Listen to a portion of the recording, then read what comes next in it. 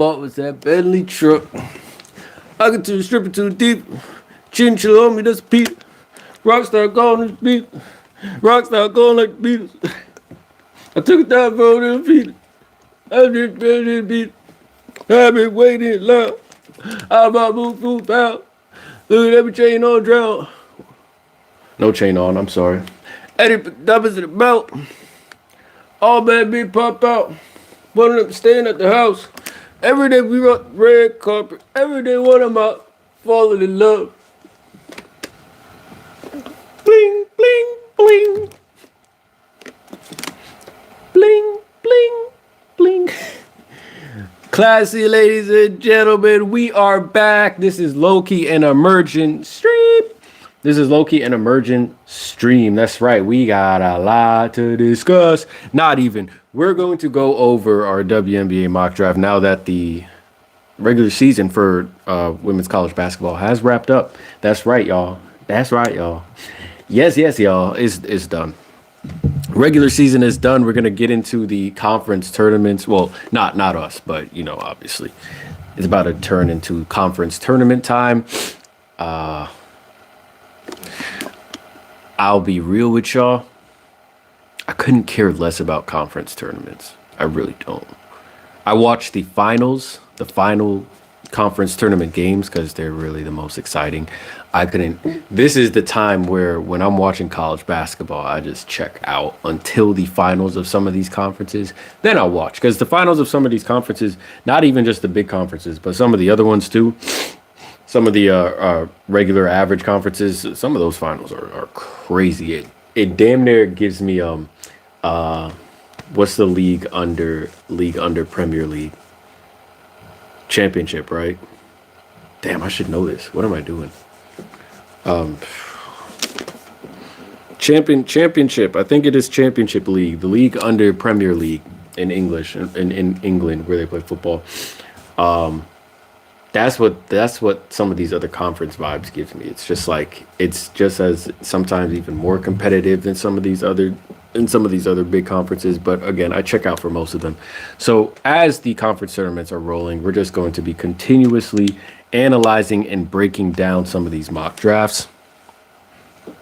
And I have to say, the reason why I'm calling this Low-Key an emergent stream is because I did tell y'all I was going to live stream Thursday or Friday, right? And I missed that day. So I didn't miss it for bad reasons. For anything bad. But I got caught up at work, got caught up working out too. And I just came home and I crashed. So this is why it is an emergent stream. But I also have had a couple of revelations regarding some of these players. And we're going to go back to the Twitter bookmark so we can talk about. We did kind of dabble in some of those leftover mock drafts from last time where we were going over some of, I think it was CBS Sports and USA Today. So we're going to look at that list today again.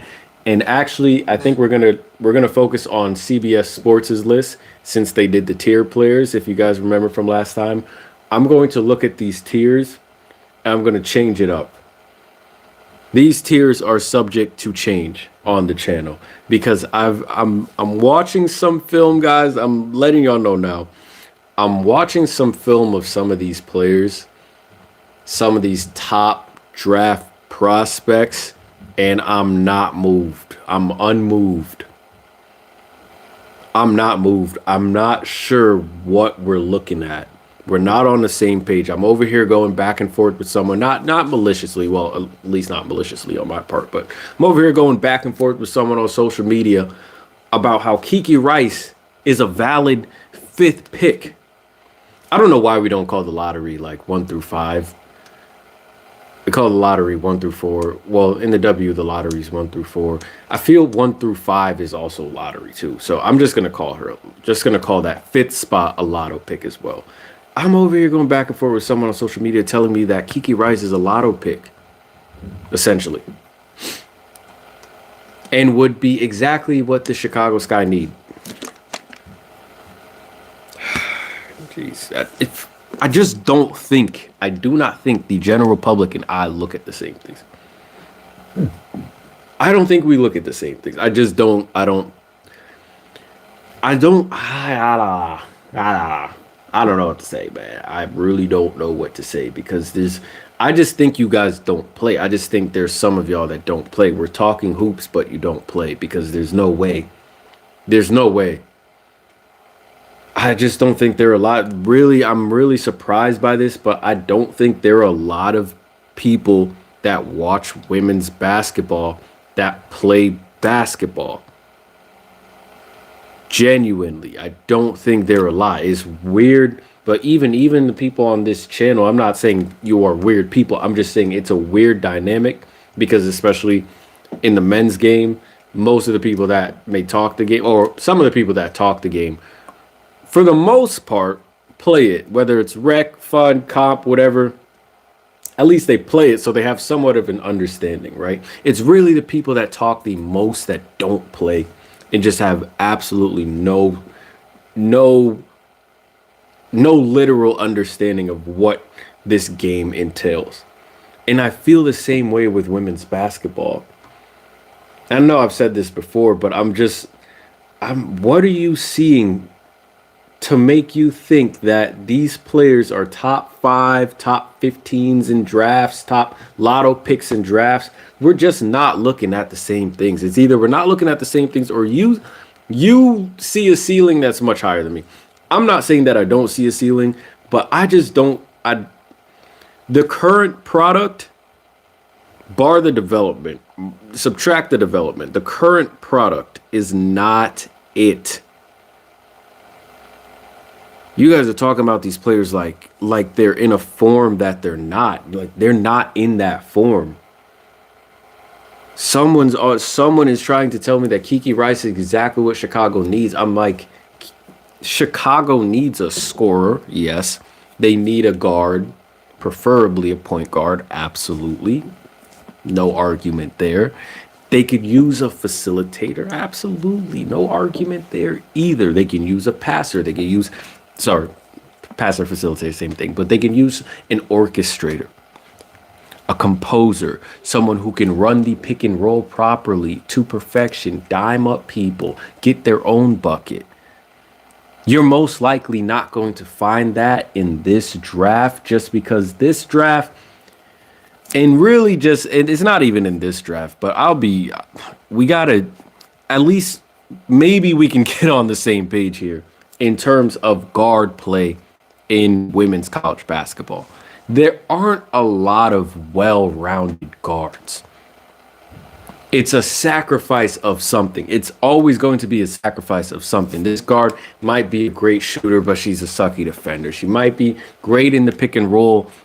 She can't shoot free throws. She might have a 3-ball in a slashing package. She ain't got no midi. It's always give and take with these point guards, give or take with these point guards. And women's basketball just does not have a lot of point guards that understand it. Not saying Paige Beckers isn't a gen talent. Not saying Chelsea Gray isn't a gen talent. You can call Chelsea Gray a gen talent, sure. But we don't have a lot of Paiges. That type of point guard that knows how to command everything. You damn near don't even have that at the wing position. So why do people think that these guards all of a sudden have that? We don't have that, because if these guards were actually like that, they would stand out like a sore thumb, like the Paige Beckerses or Chelsea Grays of the world. Even though they want to call, Chelsea Gray maybe a 3 or a point forward, whatever. They would stand out. We wouldn't be guessing about, this point guard, she's needed here. She would stand out like a sore thumb. If this point guard had everything, we'd probably be calling her a gen talent just because she has most of what these guards do not have. To bring this back to my point with Kiki Rice and what I'm seeing and what you all or what the general public may be seeing. Kiki is not that. Kiki is another developmental player. She has a super high ceiling. Kiki Rice's ceiling, if you can break her out of the reluctance to actually shoot a damn pull-up, wow. What does Kiki not afraid to shoot look like? Her ceiling through the roof. But as of right now, that's not the player she is. So how the hell I got people telling me that Kiki Rice is a fifth pick in the first round? That's not who she is. She not like that. She's not. Chicago needs a scorer. People telling me Kiki Rice is a scorer. What are we watching? What are we watching? Can Kiki Rice score? Yes. Can she score? Yes. Does she have a super high ceiling when it comes to scoring? Absolutely. I co-sign that. Is she a scorer? No. No, you can't tell me someone who's reluctant to shoot is a scorer. You can't tell me someone who doesn't know that she's open in the mid-range off of a pick and roll and doesn't shoot the ball is a scorer. Someone afraid to shoot a three is a scorer. That's not how it works, bruh. That's not how it works. She's not a scorer. Can she defend can she defend on the perimeter? Does she have great perimeter defense for a guard? Absolutely. Can she bring the ball up for you? I won't even co-sign that because I've seen Kiki Rice bring the ball up with a little bit of defensive pressure, and I watch what happens. Every time she tries to bring the ball up, she just puts that forearm out, then she gets the offensive foul, and we're going the other way. So Kiki can't even. I don't know yet if Kiki can even handle pressure at that point guard position, defensive on-ball pressure at that point guard position. But somehow you think she's going to let me get this straight. You think she's going to orchestrate an offense with two bigs who can't do any of the three things a big should be able to do well. Post up, pick and roll, pop. One of those things. Post up, pick and roll. Well, really just a variation out of the pick and roll. But finish, post up, pick and roll variability. They can't do any of that. And you're going to throw in a player that doesn't know how to orchestrate that, is reluctant to use her offensive options, isn't even the best passer really at that point guard position. And don't tell me anything about, oh, she can pass, she can facilitate. Again, if she had these things, her play would look very different. She wouldn't be averaging 4 assists her entire college career. It would be a very different stat line. I'm pretty sure the person averaging the most assists in college is that Tony Morgan. I might be tripping, don't quote me on that, but I do know Tony Morgan is floating around that top 7, top 5. And she averages about 6.3. I think Tony Morgan averages. How the hell are you telling me she's a facilitator, can't average more than 5 assists throughout her whole college career? And this, I'm not trying to belt on Kiki Rice right now, but I'm really trying to understand, what are y'all seeing that I'm not? Because I don't think we're looking at the same thing. I think a lot of, I'm not going to say you, I think a lot of these people out here are looking at players as to what they want them to be and not what they actually are. You see what I'm saying? So it's not just about Kiki Rice, because I've brought this up with her teammate as well. I brought this up with Lauren Betts. I brought this up with other players with the Iowa fam. So we're going to get into soon. Trust. And I'm just like, I don't see what y'all seeing, because I'm watching these players and I'm just like, no.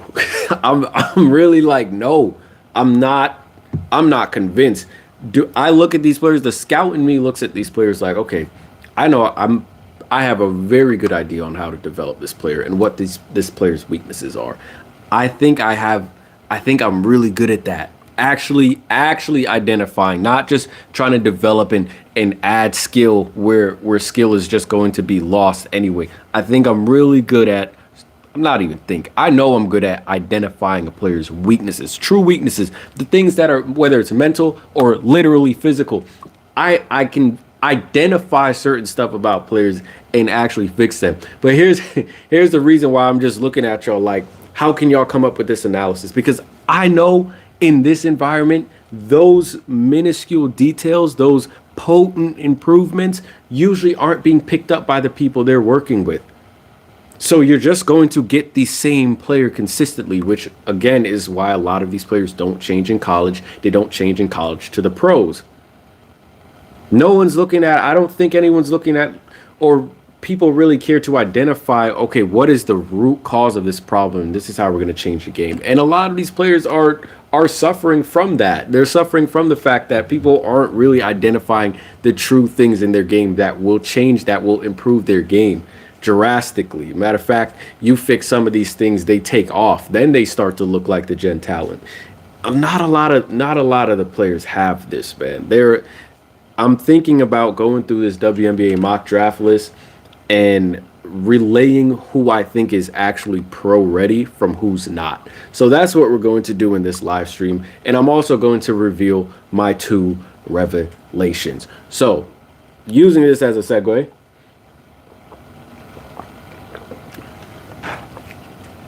we're going to jump into USA Today's latest mock draft. Now this was from February 19th when they dropped it. I've had it booked for a while now. And then we're going to jump into CBS Sports's WNBA draft big board, which was dropped actually a day later on February 20th.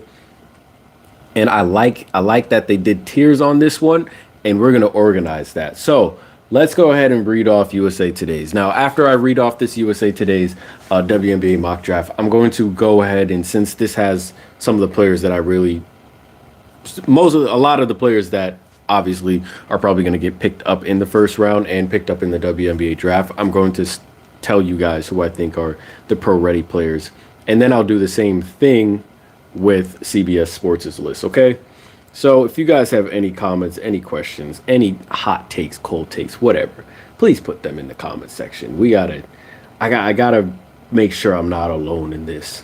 Even if we do disagree, I really need to hear people's takes, because I know I can't be tripping. I'm damn near more high on a Raven Johnson to Chicago, and I don't even know if Raven Johnson is. Oh my gosh, a player like Raven Johnson too. Not to sidetrack, but I'm trying to figure out if these players have really like turned the corner. Even with Olivia Miles too, I'm like, is Olivia Miles like catch and shoot from three, pulling up from three, walking three? Is this really who Olivia Miles is now? Shooting efficiently on these shots too, pull up threes, sidestep to the right shoulder. Is this Olivia Miles? Part of me is just like, it's not that I'm trying to detract. It's just that I'm really trying to understand and trying to identify, is this player just trending up, or is this player's metamorphosis? Like this is what this player is now. So even with a Raven Johnson, I'm like, from what I've seen, I would take her 5 in Chicago. But the thing is, she's not necessarily a scorer, or is she? I can't identify that. Like players like her, they're so hard to read. You see what I'm saying? I could look at a Tanaya Lots and be like, scorer, slasher, know your game, coming off pick and roll. You can do a little facilitating here and there. I know it. But with some of these other players, it's just like, I don't know. I'd have to see. I hate to pull this argument as a potential, as a developing scout, but I would have to see it in the pros. But if I was unsure, I wouldn't put my chips on it. You feel what I'm saying? Let's get into this list, actually, finally. At number 1, AWFM. USA Today has AWFM going number 1 to Dallas. My first revelation for this mock draft. I'm not convinced. AWFM, I watched AWFM. I don't know why Hunter Cruz is on Twitter hyping up AWFM. Does she look talented? Sure. But bro, a number 1 pick from overseas not dominating makes zero sense to me. How are you not? Okay, I get she's a teen, I get she's young, whatever. For me, part of this feels like people wanting to create another Dominique Malonga. or are trying to hype this train is kind of like when Wemby got picked first, and then next year was just a bunch of French dudes getting drafted. I think it was Alex Sarr or whoever went number one. That's what I feel with this pick because I've watched Our Fam and I'm not moved. And I think this one is a little bit more black and white. I think this one is a little bit more crystal clear than any other of these other picks.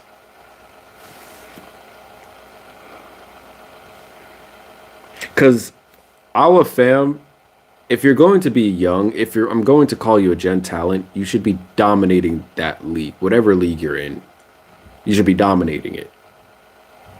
Our Fam isn't dominating the league. We're from the draft and from the draft analysis I've seen, it's like, oh, she can get better at this. She's already good at this. She can keep getting better. She can improve in this area. In these areas, she can improve. But it's good to see that she has it. I'm like, good to see that she has it. How are you a projected number one pick and we're talking about the holes in your game more than we're actually talking about the covers in your game? The things that you're already good at, the things that should be translating into the professional game, specifically the WNBA. I'm watching her do certain stuff in these games. I'm just like, in the W, that's probably getting stolen. In the W, that defender's not moving that far back. Like, you hit him and nah. Not saying you can't have your way on some of these defenders in the W, but some of the stuff you're doing, for the most part, you would look very average, very Bambi-like in the W. I don't know how we got to a point where we started calling Our Fam a number one projected pick. I've said at the beginning, before I didn't know her, I'll check her out. I liked some of the highlights that I saw, some of the flashes. I was just like, okay, I can see why there's some hype behind her. But after watching her more extensively, this is damn near more confusing to me than people calling Lauren Betts a lotto pick.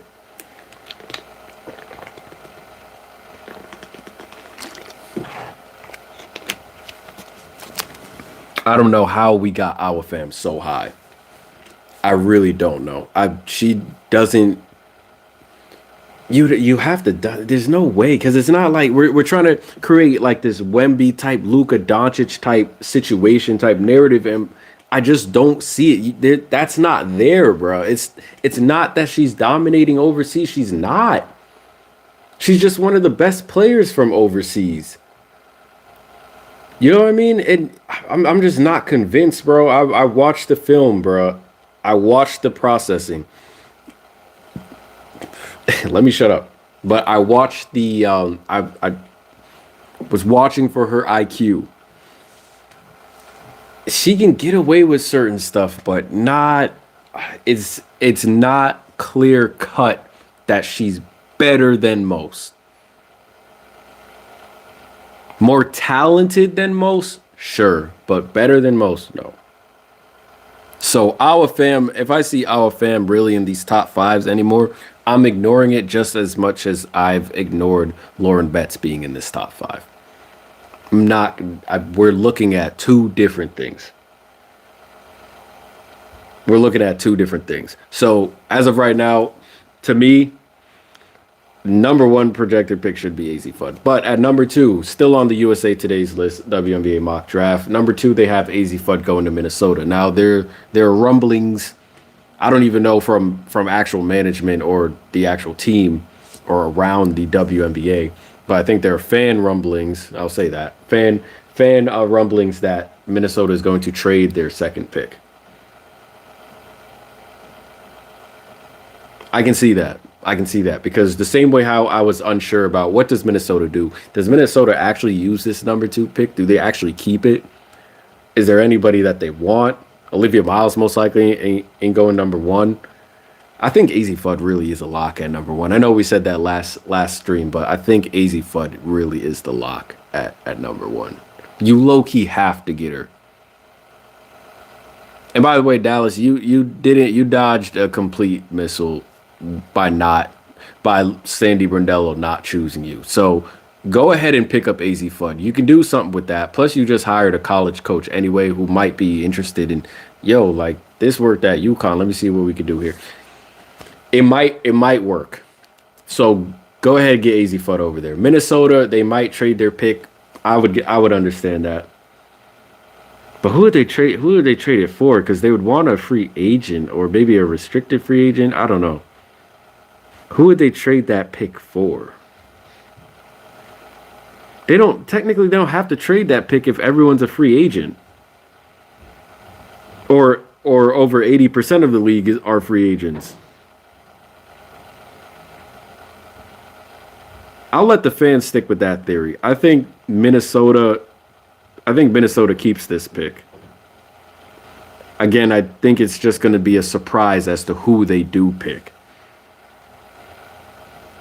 In this mock draft, they have Olivia Miles going 3. A lot of mock drafts have Olivia Miles going 3, and I don't know how I feel about that. Usually when people start spamming the same type of pick, that means that player's going somewhere else.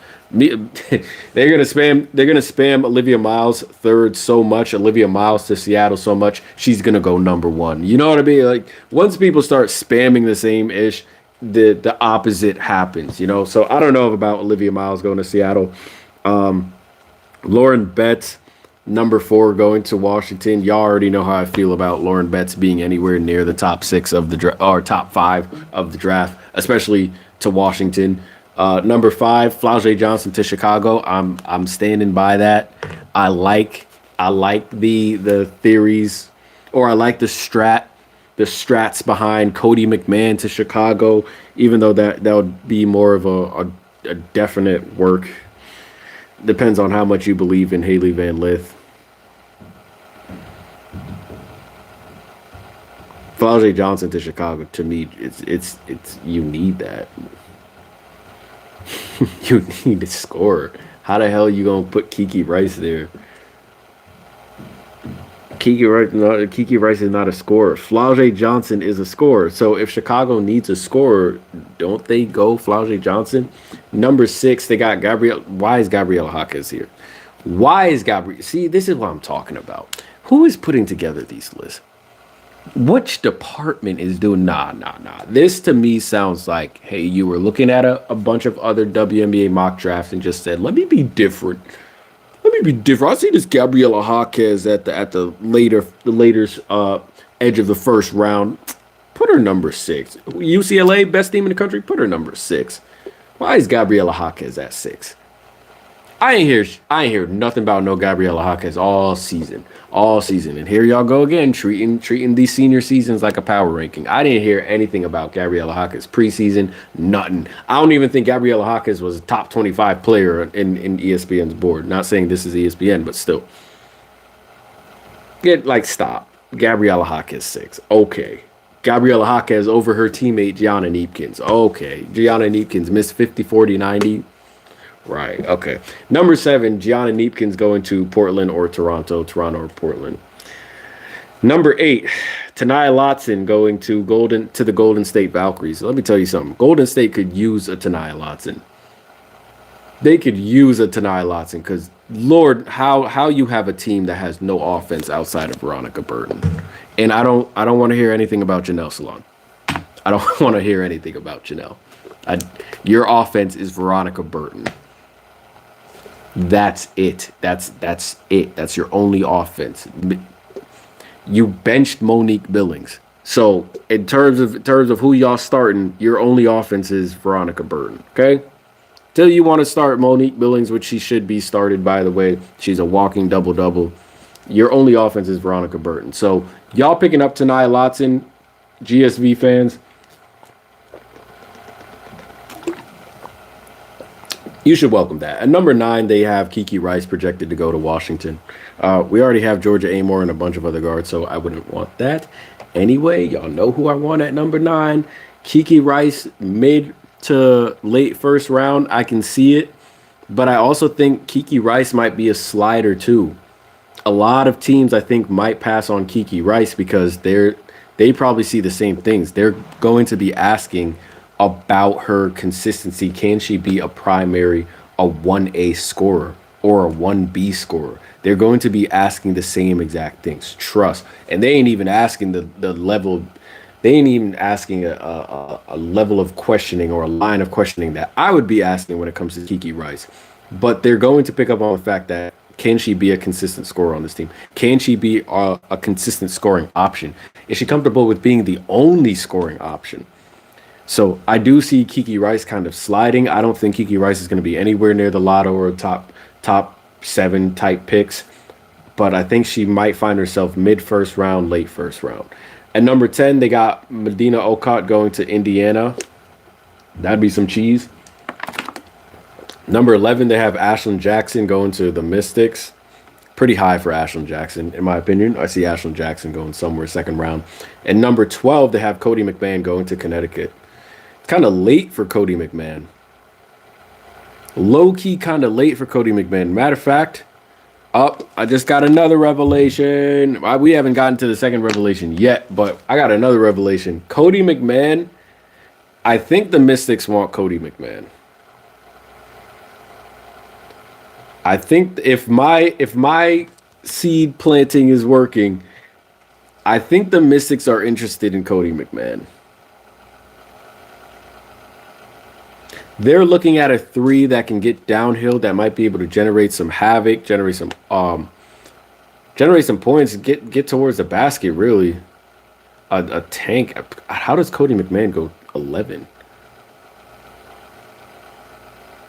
know what I mean? Like,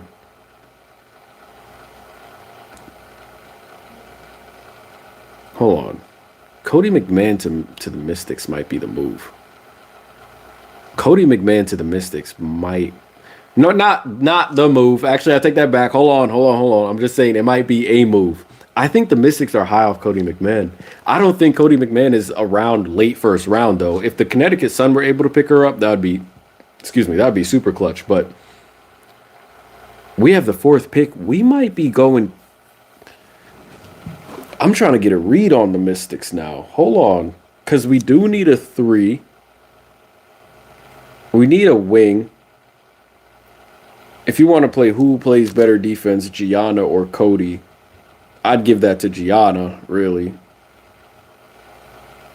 I like the high IQ. I like the high IQ backcourt, front court with Sony and Gianna, though. To me, that's too good to pass up. Those players playing off each other would be we need that. I think that connects a little better. Cody McMahon would low-key work, though. Why did I just now think of this? Cody McMahon as the 3? Georgia, Sony, Cody, Kiki, Shakira. I'm low-key. That's not bad, but I just can't pass up 50, 40, 90. So if Cody McMahon is somewhere late in the first round, damn. If she's available somewhere late first round, it might... I need Marta Suarez too, you know what I'm saying? I need my Gianna. I need my Marta. I need my Marta. That last pick Washington has... Wait, they got this wrong. Hold on. Oh, no, they didn't get it wrong. It's the 11th pick. Yeah, we wouldn't be picking no Ashlyn Jackson anyway. But that last pick, now we have to decide if she's there, obviously. Cody, Beers. Who else are we looking at again? Damn, that's tough. Yeah, Cody McMahon might be the biggest sleeper in this first round. Not that we don't know her game, but just in terms of fit, in terms of value, she might be the missing piece for a team to really take off. That's crazy. But Cody McMahon late first round is kind of wild too. It could happen. It definitely could happen, but it's wild if she was down here in the first round. But if Connecticut was able to pick her up at number 12, that'd low-key be clutch. I'd like to see, especially with what they're building in Connecticut, I think that would be a really good spot for Cody McMahon to fall. And number 13, thank God, we need to see her name a little bit more in these first rounds. Raven Johnson to Atlanta. A lot of guards in Atlanta. Drafting Tahina Pau last year. If you wanted trying to recreate South Carolina over, that'd be a good pick. Number 14, she better be in this first round mock. Marta Suarez going to Seattle. I think we saw that somewhere else too, or maybe it was the same draft. And at number 15, they have Tony Morgan, guard from Kentucky, who's I think averaging like 6 assists a game in college, going to Connecticut. Connecticut could make some good moves here. They got some late first round picks, but if they play their cards right, they'll be okay. Let me check the chat real quick before we get into the CBS Sports WNBA Draft Big Board. I'm gonna check chat real quick.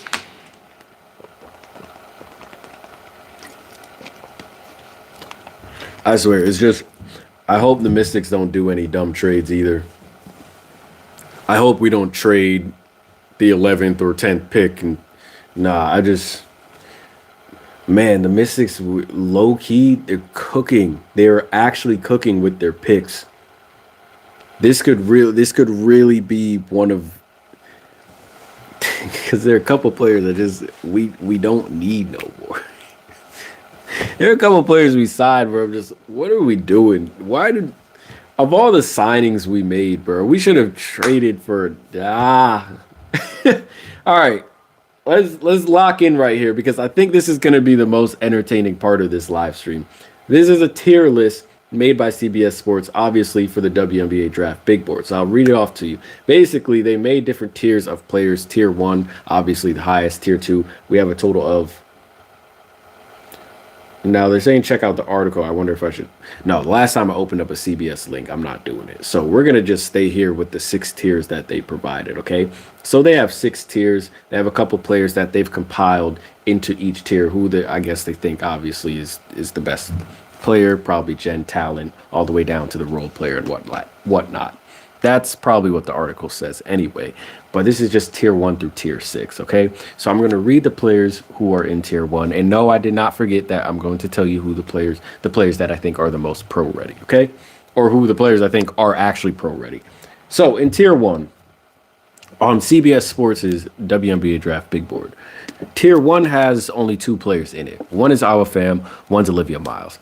As far as I'm concerned, tier 1 only has 1 player in it, and that's Olivia Miles. I don't see any tier 1 take back gen talent. I don't see any tier 1 number 1 overall pick level of play from Iowa Fam. I don't see it. I just don't. There's no way the number 1 overall pick has that level of processing. I don't see it. I don't think Iowa Fam is a lotto pick. First overall pick? Nah. Now, you're not going to put AZ in a tier like a gen talent, because sure, she's best shooter in the class, but you're not going to call her a gen talent. I get that. In this situation, though, in this case, AZ Fudd would be a tier 1 player.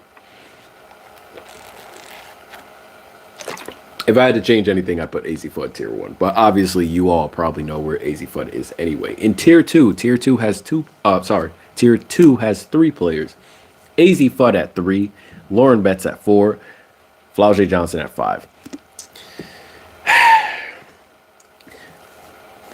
Off of what I know about this list, off of the little I know about this list, Lauren Betts is a tier 4 player. I don't know how they describe these tiers, how they come up with it, but I'm putting Lauren Betts in tier 4 because she does have upside, but she's not there yet. She is not there. She's not even close. Any player that doesn't know what foot to use to post up with and you're the big,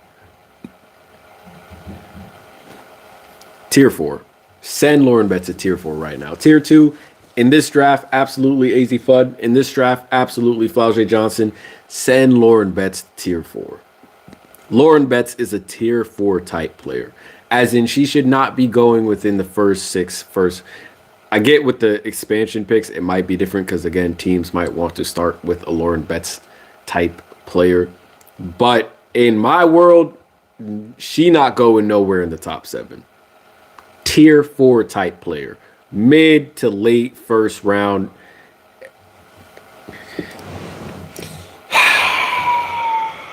Type player you pick up when best player available type shit. You know what I'm saying? Anyway, tier 3. It's gonna sound like I'm hating on this player. I'm not. Low key, this damn person on social media got me turned off of saying that this is what Chicago needs. Chicago needs Kiki. Chicago. How, bro? Chicago needs someone who's a scorer, who wants to put the ball in the hoop. They don't need another Jordan Canada. Anyway, at tier 3, there are 2 players, and you guess who one of them is.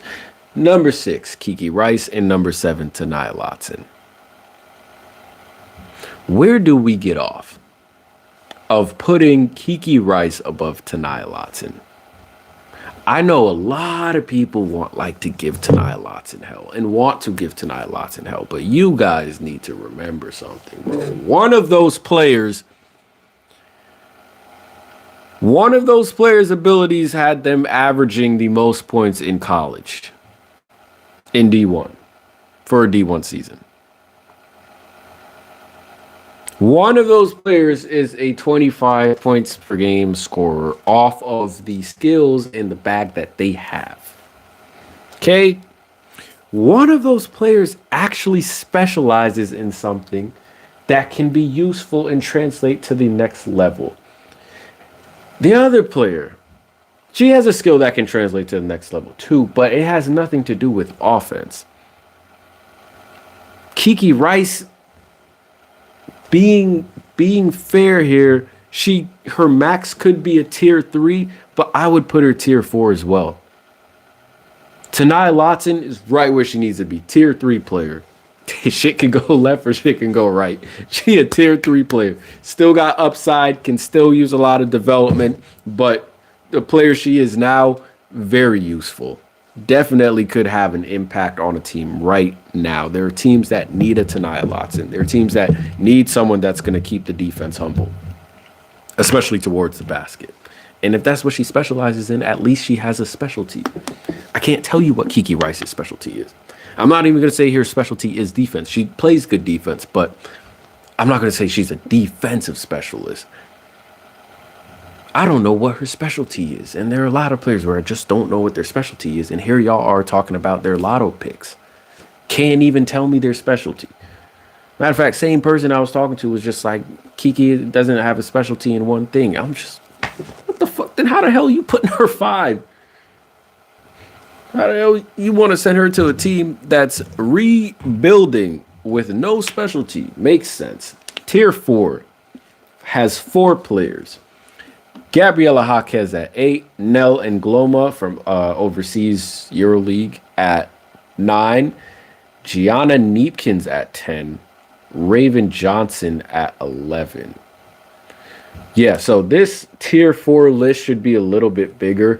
I think I'm looking at Gianna Neepkins and Raven Johnson both, and I'm thinking the reason why they're not tier 3 or higher is because the people making the list probably think that Gianna and Raven, these types of players, aren't going to be stars per se in the W at the professional level. I think they're looking at those types of players like they're going to be role players, role-esque players, or solid backup type players. And I don't really agree with that. Again, the Gabriela Jaquez hype, I'm not moved. Still need some convincing. If she comes in the W and kills, you will hear it from me first saying, hey man, I wasn't a believer. I wasn't convinced. I was unmoved as I am right now. I didn't know this. I didn't know she was like that. I'm not saying she's a bad player at all, but I'm not going off of one season, right? You don't know me to go off of one season to start hyping somebody. So, oh shit, I just lost my cap. Tier 4 to have Gabriela Jaquez over Gianna Neepkins and Raven Johnson. We're going backwards here, and we're a little backwards. Nell Ngloma, again, from what I've seen, I really do have to do a little bit more research on Nell Ngloma, but from what I've seen, she looked like a solid tier 4 player. Matter of fact, tier 4 might be playing it safe with Nell Ngloma. She might be boosting up higher. But Gianna Neepkins 10, Raven Johnson 11. Again, I can see why they're being put on this list. They could both be tier 3 players. Playing it safe, they're tier 4, but they could both be tier 3 players. Solid role players or maybe solid backups to solid stars. You don't know if you're unsure, but with the talent that they have, I would leave them at tier 3. It could go left or right, right? Put them in the same situation Tanaya could go in. Tanaya could come and kill, Tanaya could come and be stagnant. I would put them tier 3. My tier 4 would include Lauren Betts and Kiki Rice. So I'd probably take out Lauren Betts and Kiki Rice out of their tiers and put Gianna Neepkins and Raven Johnson into tier 3 and put both of them in tier 4. Anyway, tier 5 has players like... Tier 5 has 4 players, by the way. At number 12, Janiah Barker. Number 13, Cody McMahon. Number 14, Medina Okot. Number 15, Iyanna Martin. Again, I'm telling you right now, Iyanna Martin, she can leave the list. I've watched that. This isn't football. You know what I'm saying? This isn't international football. You can't dribble with one foot and expect to be great. Like, only the Messis and the James Rodriguez's get to do that, you know? I saw clips and I was like, hell no. That was one player you can actually sit on their dominant hand and just their entire game shuts down. I'm not going. Tier 5, she should be tier 6 or off the list. Cody McMahon, number 13, at tier 5. That's a little too low. Too much upside for Cody McMahon to be tier 5. Janiah Barker, too, as well. A lot of wings just don't... It's weird. A lot of these... And it's funny that she's at Tennessee, too. But a lot of these Jordan Horston-type wings just struggle to find their way in the W. Because they're just not all around. They're not well-rounded players. They have talent. I'm not saying that they don't, but they're just not well-rounded. Can you be a wing the wing position in the WNBA specifically is lacking. In women's basketball in general, it lacks. There aren't wings that really can control a game as in comparison to the men's game. The wings control a lot of the game in the men's game, right? In women's basketball, it's really the forwards damn near that control the game. Forwards, or if you're a guard, that controls the game. The wings really just, it's damn near like they're there just to take up space in a sense. So a Janiah Barker, you got to get a specialty in something, man. You got to get a specialty in something. Are you going to be the focal point of an offense that takes the attention off of everyone else when there are other stars on the play, or are you just on the court for a couple of mid-range shots? So I can see why they put her tier 5. Cody McMahon, same thing, but Cody McMahon, I'd be willing to move to tier 4 because Cody McMahon has way too much upside. I'm surprised Cody McMahon and Medina Okot are in tier 5. Those players to me should be tier 4. Tier 4 should be a lot bigger. Tier 4 should not just have 4 players. Because Cody McMahon could go top 6, top 7 in the draft. So there's no way she can be tier 5. Medina Okot, she's probably going to go around mid first round, mid to late first round. So maybe I understand the tier 5, but both those players should be tier 4. There should be a lot of players in that tier 4 section. And tier 6, and this is the last section. Wow, this one's interesting. In tier 6, I'm about to say some At number 16, they have Charlize Ledger-Walker. At number 17, they have Marta Suarez. At number 18, Maggie Dugan. Shouts out Maggie Dugan, underrated. At number 19, they have Toni Morgan from Kentucky. Number 20, they have Sarah Williams from Connecticut. I wonder why Sarah Williams is so low on these lists. It's like everyone understands that not to drop Tanaya Lotson too low just because of the system she's playing in with Dawn in South Carolina. But then they drop Sarah Williams as if she wasn't pulling in double-doubles in Connecticut. Yeah, she might not be dominating the same way, but she's playing alongside low-key the best player in college. So if that gets her to be dropped to tier 6, that must mean y'all seeing something where it's just you think she should be showing out or showing up more, and she's not. But the Sarah Williams, off of the little that I know about her, this was a double-double type player. So translate that to the W. Maybe she's pulling down. If she gets the time, 6, 7 rebounds a game, could give you maybe 10 points a game, 10 and 6. I don't know if she would be on Kiki Arioffen timing, but maybe. So to have a player like her in tier 6 is kind of weird to me.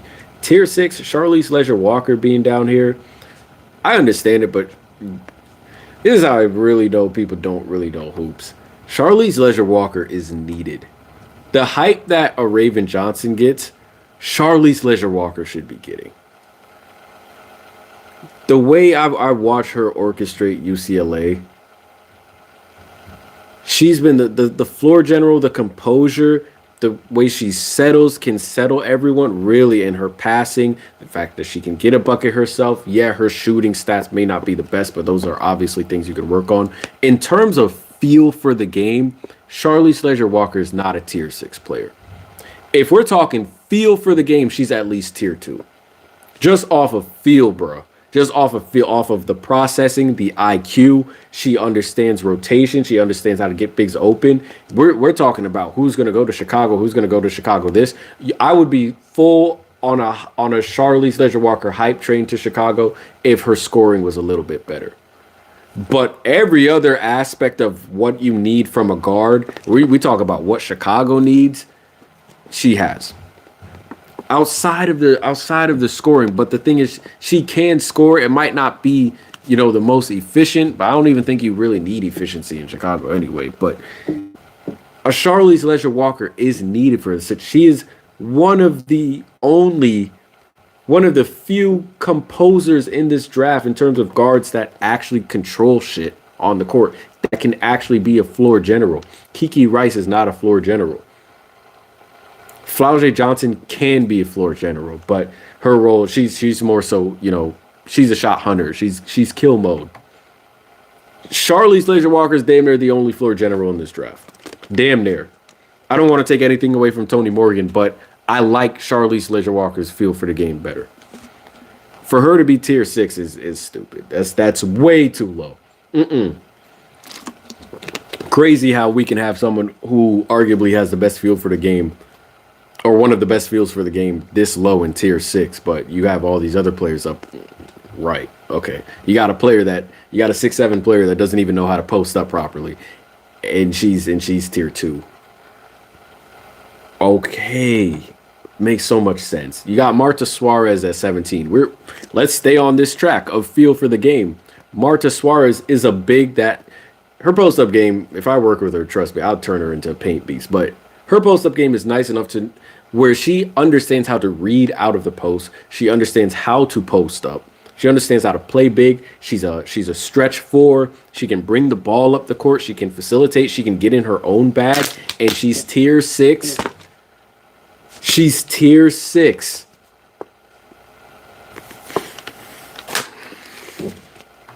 Maggie Dugan, super underrated. I haven't checked out a lot of Maggie Dugan. I do know that she kills. I want to see Maggie Dugan in Seattle under Nneka Ogwumike's wing. Maggie Dugan does kill. I hope the draft doesn't sleep on Maggie Dugan, because players like her really do deserve a shot. It's just those mid majors, man. Or mid low majors, whatever. They just don't get that same shine, that same spotlight. But I really hope she gets a little bit more. But I'll put Maggie Dugan over Lauren Betts. I'll put Maggie Dugan over Lauren Betts right now, bro. Give me that 54-90 and she be lacing that bit from 3. Give me Maggie Dugan over Lauren Betts right now. Interestingly enough, we have 6 tiers. We might have more. I'm not opening up the full article, but no Reagan Beers. We're talking feel for the game. You got Janiyah Barker, Medina Oka, Ayanna Martin. She don't even have an offhand. She doesn't even use her offhand. Hell, most of these players don't use their offhand anyway. But in terms of who's most scared, or I don't even know if she's capable Where's Reagan Beers? She one of the best bigs in the draft. Sarah Williams, Maggie Dugan, Martha Suarez, Medina Okut. No Beers. Lauren Betts, no Beers. Interesting. And this is tier 6. Yeah. Let me tell you who's pro ready, then we're going to get out of here. Let me check the chat real quick. But I'm going to tell y'all from this big board list, and again, I'm not opening up the full article, so hopefully I'm not missing anything, but from this big board list, let me tell y'all who the pro ready players are, and then we're going to bounce up out of here, okay? Olivia Miles, pro ready. AZ Fudd, pro ready. Flau'jae Johnson, pro ready. Excuse me. Kiki Rice, I got a question mark. Actually, for the players that I'm not sure. Question mark, Awa Fam. Question mark, Kiki Rice. Tanaya Lotson, pro ready. Gabriela Jaquez, question mark. Nellen Gloma, pro ready. Gianna Neepkins, pro ready. Raven Johnson, question mark. Janai Barker, question mark. Cody McMahon, depending on the team, pro ready. Medina Okut, pro ready. Iana Martin, question mark. Charlize Leisure Walker, pro ready. As long as you don't, she's not a scorer, but she is pro ready. Yeah, pro ready. Charlize Leisure Walker. Martha Suarez, absolutely pro ready. Maggie Dugan, absolutely pro ready. Tony Morgan, question mark. Sarah Williams, question mark. That is your CBS Sports WNBA Draft Big Board 1.0. Hopefully they drop another one in the near future so we can go over that too. I'll make sure that I open up the article and actually read and see how they designated those tiers or how they designed those tiers and which players they're putting in. Obviously, we can use context clues ourselves, but that's going to do it for this live stream. Hopefully you all enjoyed it. Sorry that I did miss my live stream day, but hopefully you all appreciate the emergence stream, the revelations of Awa Fam. I don't think Awa Fam is a lotto pick, and my second revelation of Kiki Rice and Chicago, why I don't really like that mix. Yeah, I just think there are better options for Chicago, especially if they actually are truly trying to rebuild and keep their bigs happy. And if they do it, plan on keeping both bigs. Because we did talk about before how you might have to pull a Orlando Magic and trade one of your bigs. So that's going to do it for this live stream. I appreciate you all enjoying. I appreciate you all joining the chat, engaging with the live stream, whether you drop comments in the chat, whether you're watching, whether you drop likes. I appreciate you guys way more than you know. And I've also been breathing in mad chemicals down here, so I really need to get my ass up out of here. Until next time, I'll see you guys when I see you. Take care of yourselves, stay safe, stay blessed, and I'll see you all on the next one. Peace.